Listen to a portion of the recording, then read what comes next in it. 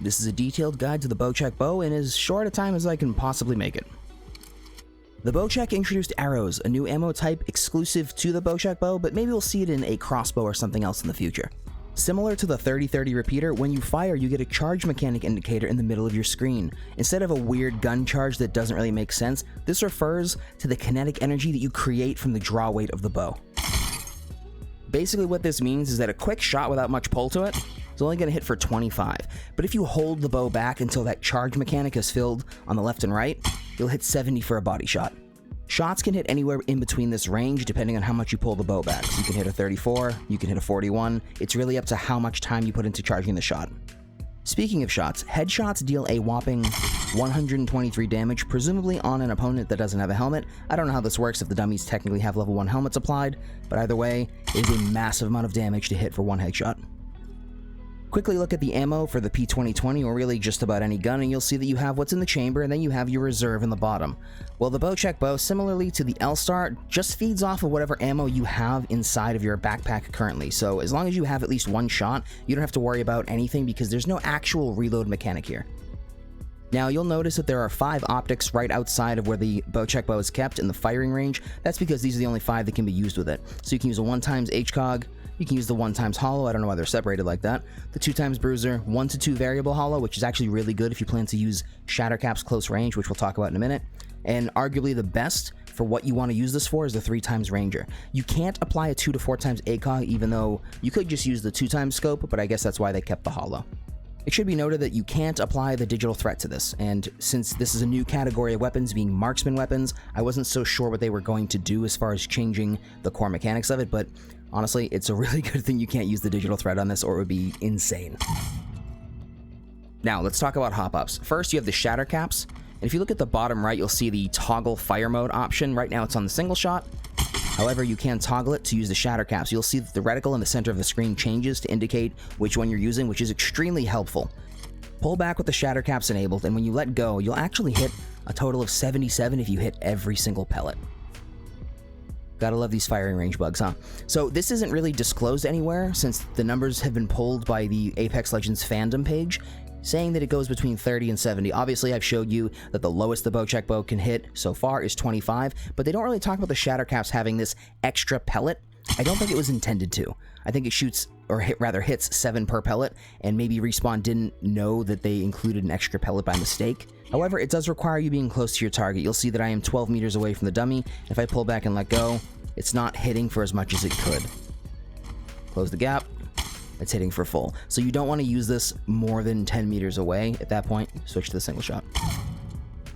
Next, we have Deadeye's tempo. Now, the interesting thing here is you can use both of these simultaneously, so you don't have to pick which hop-up you want more. Now, what this is going to do is when you pull back a full shot and release it, as long as you fire relatively quickly afterwards, and you keep on a rhythm, you can fire faster. It lowers the fire rate by quite a bit. And since you're just feeding arrows in one by one, this can be extremely helpful.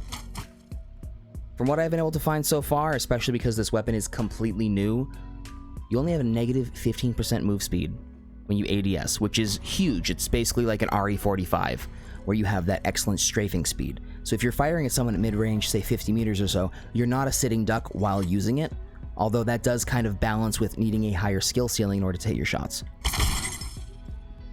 Okay, I've rifled off statistics and core mechanics and all that stuff, but now let's talk about how to use it. After 24 hours and about 10 hours of playtime, I've used the Bocek Bow in almost every round of arenas. I've picked it up in almost every game of the Battle Royale mode. This is what I have to say. Even without Deadeye's tempo enabled, this has a really fast fire rate. If an enemy is mid-range, say 25 meters away or so, you're going to be able to annihilate them, most likely before they get behind cover. When you're using the Bocek Bow, pretend you're playing Skyrim. Pretend you decided to be a sneak archer, just for this one thing.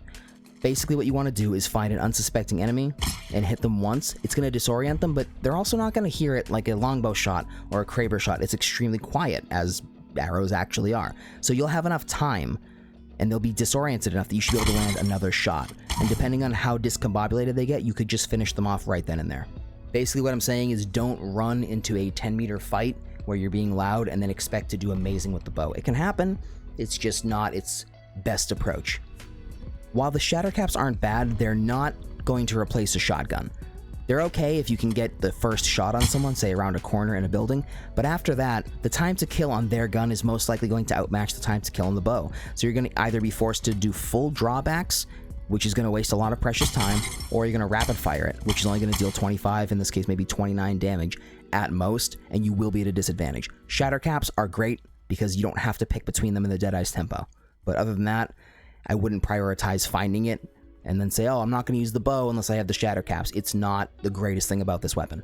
One last thing to note, we talked about the low ADS move speed reduction. It's not really all that noticeable. However, the hip fire on this is, you know, it's a bow and arrow. It's accurate, so I can hit this dummy over here while hip firing. Doesn't miss a shot. Now, it's going to be harder to hit because most of us are going to have our regular move speed and our ADS move speed set to different values, especially if you're on controller. However, you find yourself in a close range fight and you only have your Bocek Bow and you really need to land those shots, don't sacrifice that 15% move speed, especially where it's going to be a little harder to track someone that's moving very fast. I've been using this quite a bit. It's a great weapon. However, you know, if you follow any socials or any streamers or whatever, you're going to hear that people are already crying for a nerf. I think that it has a high skill ceiling and I don't think that it deserves a nerf as of yet. However, when a gun overperforms, or at least performs better than they expected it to, or hits a certain percentage, they do nerf it to try to balance the game out better. However, I wouldn't expect a reduction to the body shot damage in the slightest. The two things that I think are going to happen, and you can quote me on this, is I believe that they're going to increase the draw time between shots, so it's going to take longer. And I think they're going to reduce the headshot multiplier from a 1.75 maybe to a 1.5, or if it's bad enough, even a 1.4, but probably not below that.